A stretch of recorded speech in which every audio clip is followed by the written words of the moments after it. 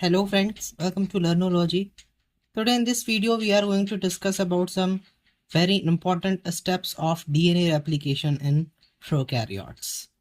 Prokaryotes के DNA replication की अगर हम बात करते हैं वहाँ पर भी 3 steps होते हैं. First is your chain initiation step, second is your chain elongation step and third is your chain termination step.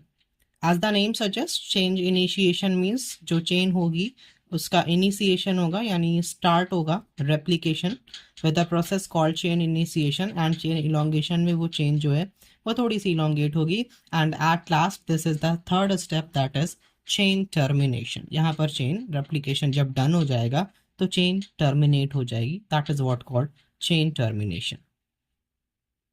Next, we have to focus on various types of protein enzyme which is involved in the process, that is chain initiation, chain elongation and chain termination.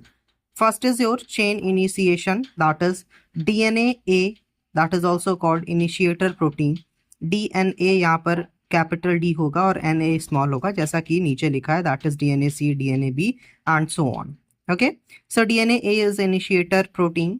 As the name suggests, initiator protein है तो ये तभी work करेगा जब just DNA replication start होगा.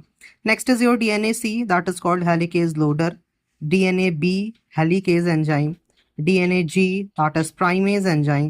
And SSB protein, that is single stranded binding protein. DNA gyrase, that is what called topoisomerase second. यहाँ पर एक एंजाइम है that is DNA B, helicase. As the name suggest, helicase का function क्या होता है कि वो DNA स्ट्रैंड को ओपन करने का काम करता है. एंड DNA स्ट्रैंड कैसे ओपन होगा, जब वो उसमें उसके बीच में जो हाइड्रोजन बॉन्ड्स प्रेजेंट होते हैं, एडेनिन, गुआनिन, थाइमीन और साइटोसिन, डबल और ट्रिपल बॉन्ड्स प्रेजेंट होते हैं नाइट्रोजनस बेसिस के बीच में. तो हेलिकेज का काम क्या होता है, उसी हाइड्रोजन बॉन्ड्स को ब्रेक करने का काम होता है हेलिकेज का, which is performed by DNA B in case of prokaryotes. Next is your chain elongation step, that is DNA dependent DNA polymerase. Chain elongation में आपका एक polymerase involve होता है, that is DNA dependent DNA polymerase. उसमें भी आप बहुत सारे enzymes देखते हो, that is DNA polymerase 1, DNA polymerase 2, 3, 4, 5 and so on.